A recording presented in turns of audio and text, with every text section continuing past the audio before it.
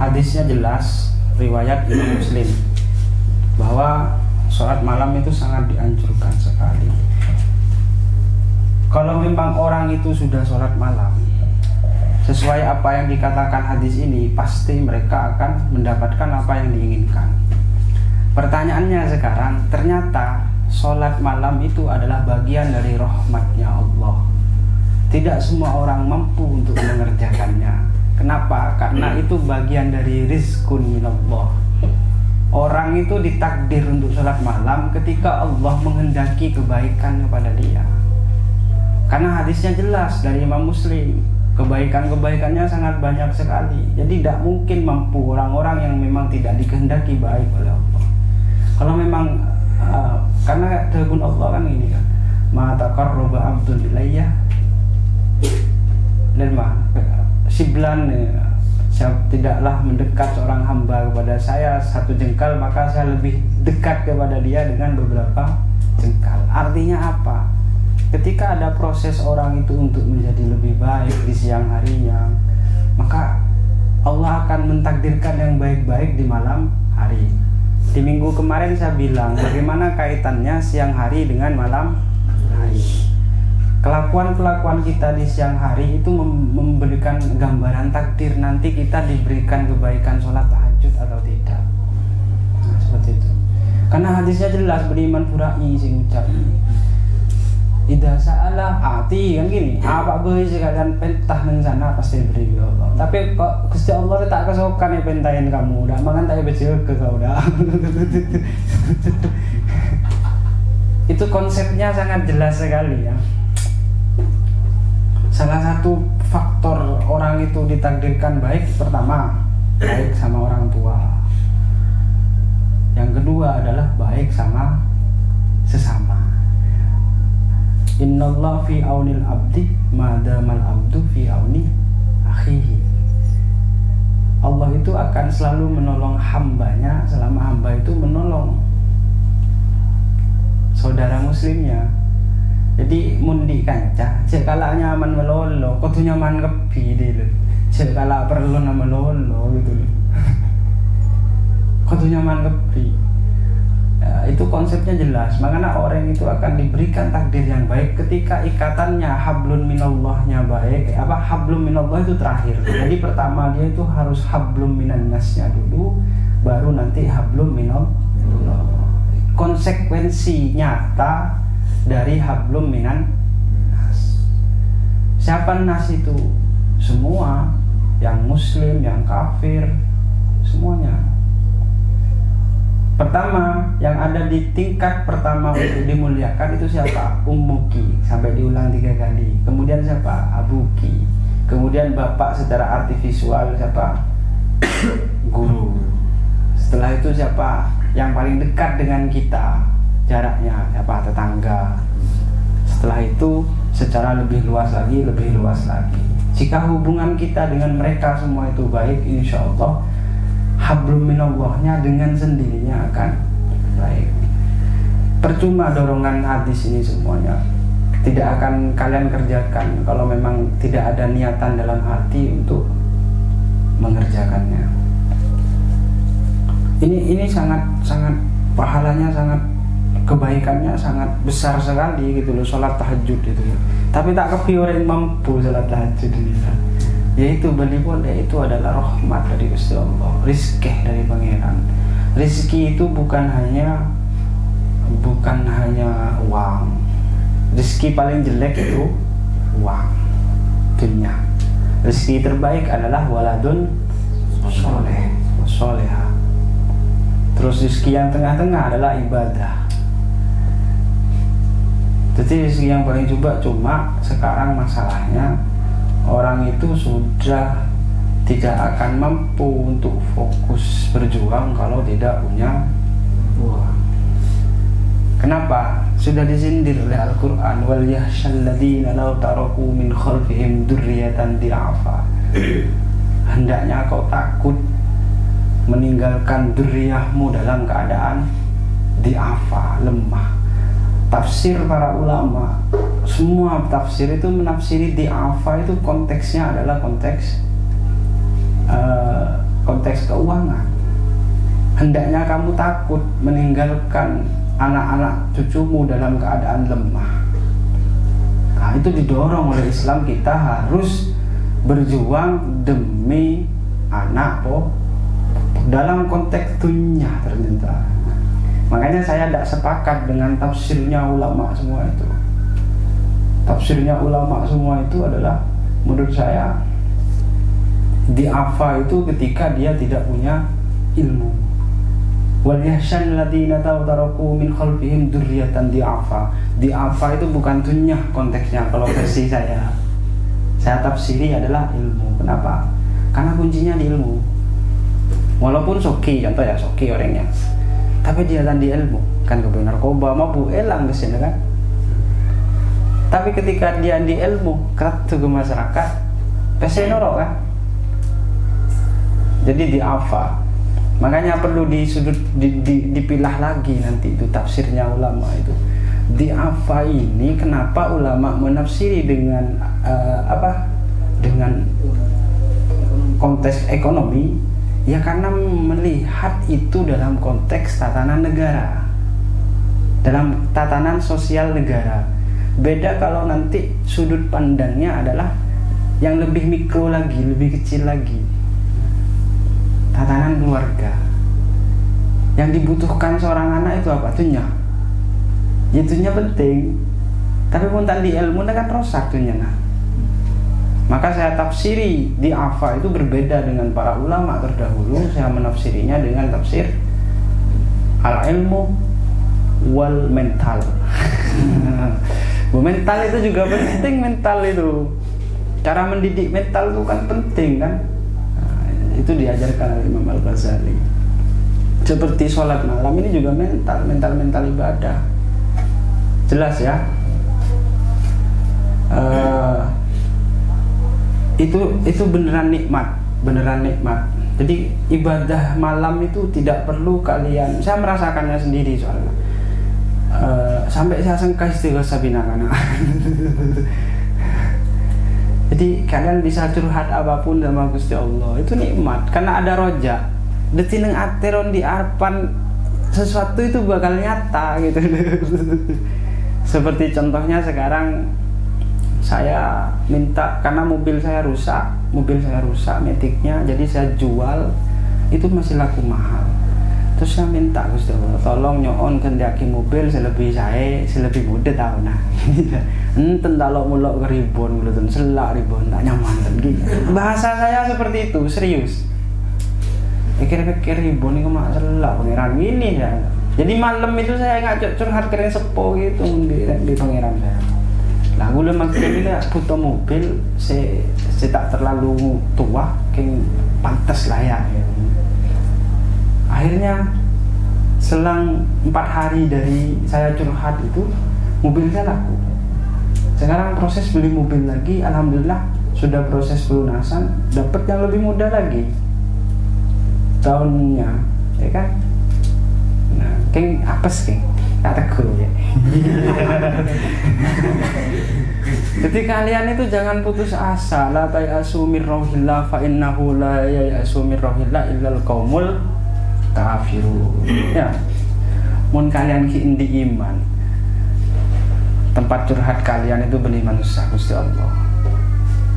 Oke ya. Moga-moga kalian beriin maunah di Allah untuk selalu balik dari Gusti Allah, untuk selalu curhat dari Gusti Allah, beriakin kekuatan untuk istiqomah sholat malam. Karena Allah itu munlah kesokan ke seorang hamba untuk menjadi sosok yang tangguh, maka sejak dini dia sudah dipersiapkan gemar sholat malam. Kalian jadi cita-cita yang ngake rutin, yang ngake jalan, yang ngake minum, mun sholat malam be kalian sengkak. Sudah sejak detik ini rubah garis keturunan kalian. Awalnya keturunan Bungkalatan, rubah sejak sekarang itu. Gen kalian ini dikit bin-binnya itu lebih sip deh, ya. Sejak sekarang rubah sudah, ya kan? Dan berjuang itu udah harus detik kiai gitu loh, tak detik orang orang penting. Dalam hal apapun kalian bisa berjuang seperti beliau ya. Di madrasah ya pengen madrasah malam curhat ke pangeran, berlaku ngajar gitu. Saya kan nikmat dia itu. Iya, orang yang punya sunyan itu cobalah tanyakin apa yang mereka pikirkan. Ya, kita ngabes mereka itu nyaman, ya pun jangan pikir naba tak tahu sih ngalamin nggak apa mereka itu. Maka tak ingat kan, anderipsi pun mikir, kolakan dengan nyaman nggak kalian deh, yang bodoh belajar nggak ada nih, ngajar, itu sekian datang, ya alhamdulillah ya. Mun sudut pandang Kanjeng Nabi, sudut pandang akhirat ya nyamanan nggak mereka ini, nyamanan nggak saya ini. Tak terkenal dengan alam dunia, yang terkenal lagi, amin. Allahumma sholli ala Muhammad. Ya. Jadi niat minimal diniatkan sejak sekarang ya. Kalian akan merubah garis keturunan. Sejak sekarang kalian akan curhat ada Gusti. Mentana ada Gusti. Saya ulama nang sini 20 tahun. Berarti kalian tuh berapa tahun? Seneng sini 20 tahun kan? Berarti kalian itu jangan putus asa, mun kasengkan selama 20 tahun ya wis maklum ulama sekelas nga itu. 20 tahun kasengkan. Buru nikmat 20 tahun berikutnya. Apa boleh kalian 10 20 tahun. Allahumma Muhammad. Mungkin maknanya sama kajiannya cukup di sini. Ini sepenting manfaat. Amin. Berikutnya asilah soal terkait dengan konteks ini. Monggo, kalau tidak ada yang konteks yang lain tidak apa-apa. Kita isi asilah. Mumpung lagi ngumpul, musyawarah ya pasti terjawab gitu loh. Saya tak bisa berisi lain, saya bisa, saya tahu kondisi. Monggo, siapa yang mau tanya? Silakan. Pegang saja. Bismillahirrahmanirrahim. Assalamualaikum warahmatullahi wabarakatuh.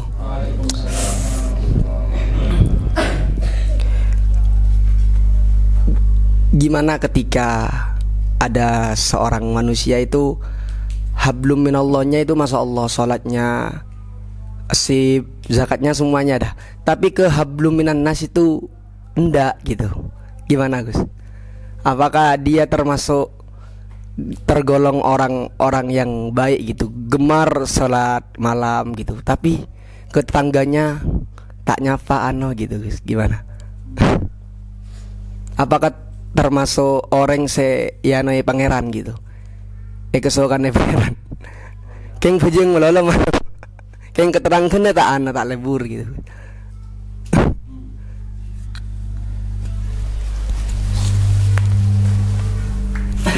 Ada teman-teman yang mau jawab. Jadi beda kasus seperti itu beda ya. Tak tanya ya. Enggak ada tapi gitu lah. Dia ada nyapa sama tetangganya gitu. Nyata. Iya, ada akur gitu. Nyata. Iya ada. San ke orang kena gitu. Iya, soalnya berarti mungkin ya. Enggak, ini kan mematahkan pemikiran saya gitu. Jadi konsep orang bisa sholat tahajud itu benih karena dorongan dirinya, tapi murni maunah dari Gusti Allah. Ya kan? Mungkin saja bapaya orang itu. Bapaya sholat tahajud, tapi ada salah dalam sholat tahajud. Karena kenapa dia tak akur bintang kena tak layak untuk mendapatkan rahmat. Dia layak, tapi orang layak mendapatkan rahmat, tapi dia tidak layak mendapatkan tempat di sisi Allah. Karena dia kita di hablum minan nasnya tidak tepat. Mungkin ada salah dalam salat tahajud. Contohnya sujud lemaan atau dalam jaga najisnya dia tidak hati-hati, itu bahaya. Dia kencing sembarangan dan jaga najisnya tidak hati-hati, itu bisa fatal itu. Bahkan dalam Rasulullah, kebanyakan umat saya di kemudian hari itu akan masuk neraka karena karena kencing. Bisa dari hal itu. Artinya secara teori orang itu tidak layak untuk mendapatkan tempat di sisi Allah hanya karena tahajudnya, sedangkan hablum minan nas ya tidak benar. Jadi tetap ya ada mematahkan teori saya ya. Tapi saya tidak bisa jawab. Kemungkinannya ada yang salah di dalam sholatnya itu. Entah di dalam sholat fardunya. Terus bagaimana kok dia masih takdir untuk munajat ke Gusti Allah? Bisa boleh dia berupaya. Beda ayatnya itu. Gimana ayatnya itu lah?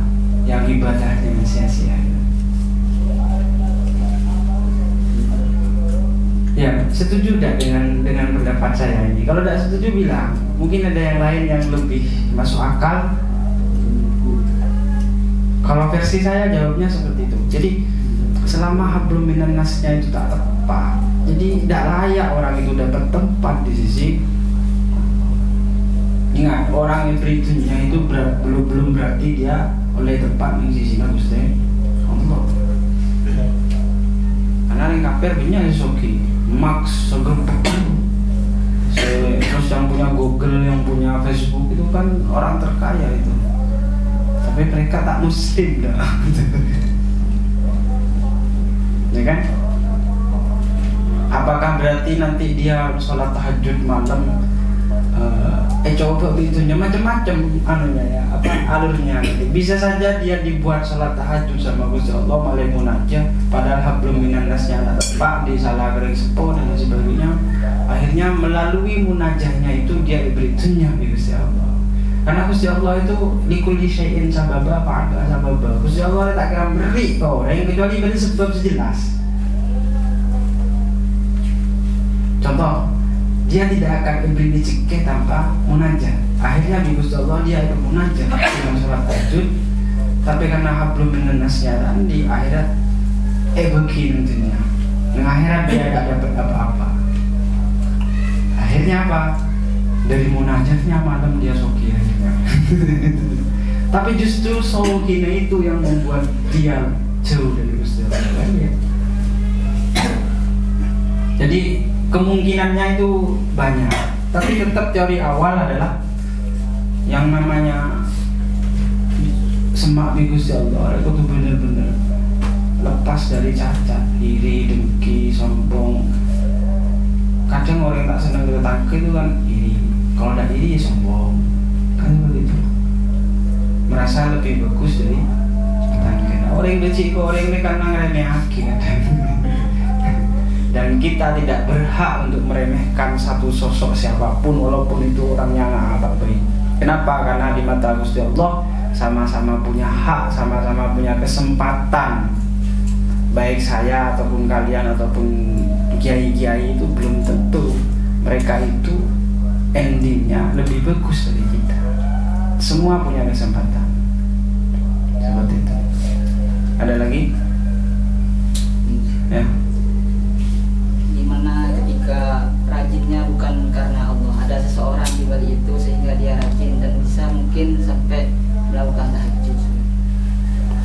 Apakah termasuk dari rahmat Gusti Allah? Enggak. Istidraj. Pada itu udah ada hadis itu udah langsung hadis itu tuh. Bermarah. Hijratu ilallah wa hijratu ilallah. Ya, itu hadisnya itu jelas tuh kan. Membanggakan hijratuhu yang memotivasi kalian apa sih? Itu adalah pekerjaannya orang yang bodoh. Kenapa dia melakukan hal-hal itu sedangkan apapun yang dia lakukan percuma. Dengan hadisnya kan jelas, "Waman hijratuhu ilallah ila rasul" gitu kan. "Waman hijratuhu kan mar'ah" dia. Tungkiwa kan dia.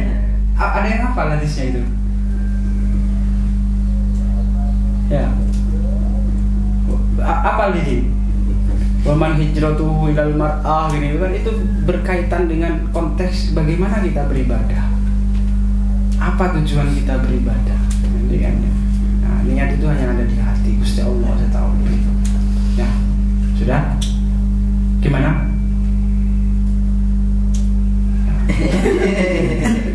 Tidak, soalnya tadi kan tidak akan kuat untuk melakukan sholat malam kecuali dapat rahmat. Terus Iya. gimana dengan Ya bagus ini. Jadi ternyata sholat malam tuh dibagi. Ya kan saya sudah jawab di awal tadi. Kadang orang yang beri sesuatu, tapi kutu beri sebab ada. Allah ya tanda beri secara percuma jadi. Makanya mau dia beri rezeki, lebar apa? Lebar dia nolong orang. Penolong orang di pangeran. Akhirnya dia tolong dia bi pangeran atau pemunajat di pangeran. Allah tak bisa dia minta seorang hamba ketika minta. Iya, ketika minta dari pangeran tak bisa nolak aja. Makanya ialah takdir akhir untuk sholat malam apa male beri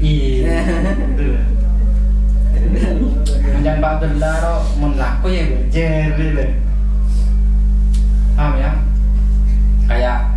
Kayak mereka ini punya madrasah kayak Pak Firman gitu itu bukan semata-mata karena hanya usaha mereka saja, tapi ada takdir di dalamnya. Yang melingkupi takdir itu apa saja, bisa waktu dia di pondok atau dengan itu, atau bisa juga Tuhan dari sempurna, atau bisa ada contoh umi saya itu mulai lembok terus hafal Quran sampai terakat dan lain sebagainya.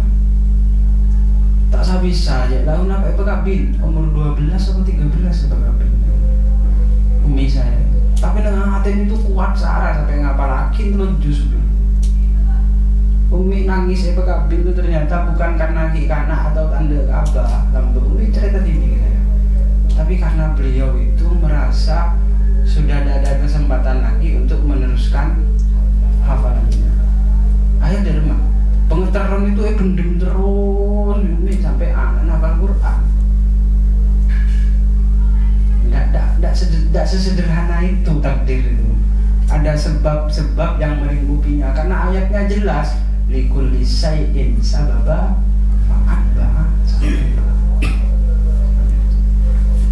Timun kalian lucu orang hebat kebanyakan sebab ada saudara. Potos garis keturunan kan kalian gitu. Ngake minum itu lah. Ya kan? Ya payah al-ajru bi qadri kenikmatan itu sesuai dengan porsi kepahitannya gitu. Kira-kira kan ya. Cukup ya? Al-Fatihah.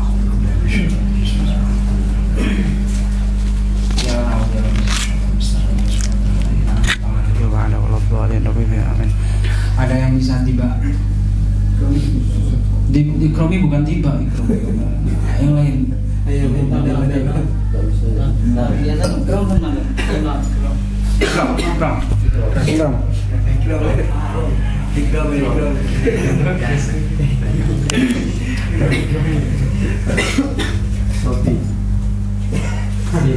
Bisa juga. apa sih bisa? Kata saya, kamu? Iya nak bingung.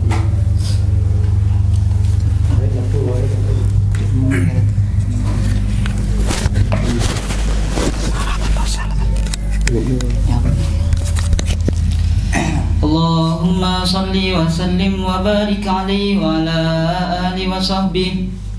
Langsung fatazal. Bismillahirrahmanirrahim. Fahtazzal arsyu darabahu wastibashara wasdadal kursiyyu haibatan wa waqara wa amtalatis samawati anwara wa dajjatil malaikatu tahlilan wa tamjidan wa istighfara. Alhamdulillah wa la ilaha illallah wallahu akbar. Subhanallah walhamdulillah wa la ilaha illallah wallahu akbar. Subhanallah walhamdulillah wa la ilaha illallah wallahu akbar. ولم تزل أمه ترى أنواعا من فخره وفضله إلى نهاية تمام حمله فلما اشتد بها الطلق بإذن رب الخلق وضعت الحبيب ساجدا شاكرا حامدا كأنه البدر في تمام محل القيام. صلى الله عليه وسلم صلى الله على محمد صلى الله عليه وسلم يا نبي سلام عليك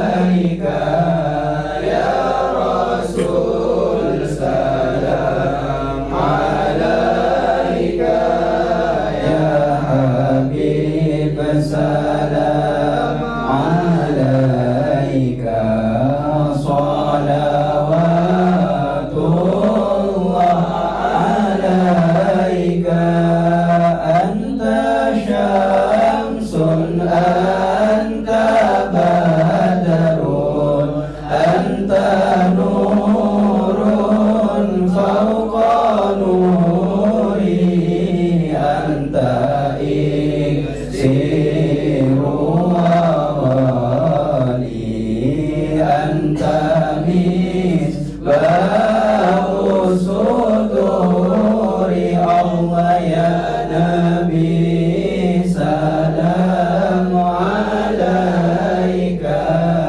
ya Rasul salam alaika ya Habib salam alaika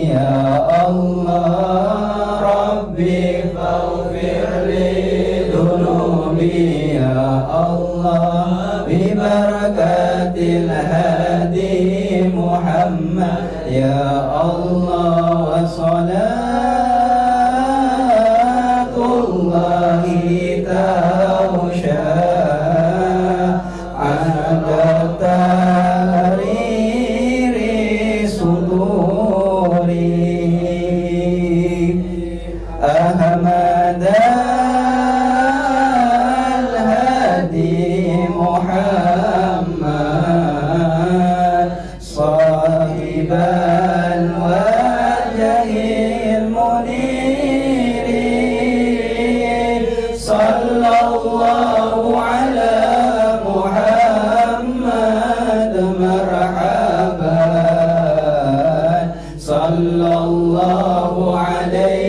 وسلم مرحبا صلى الله على محمد مرحبا صلى الله عليه وسلم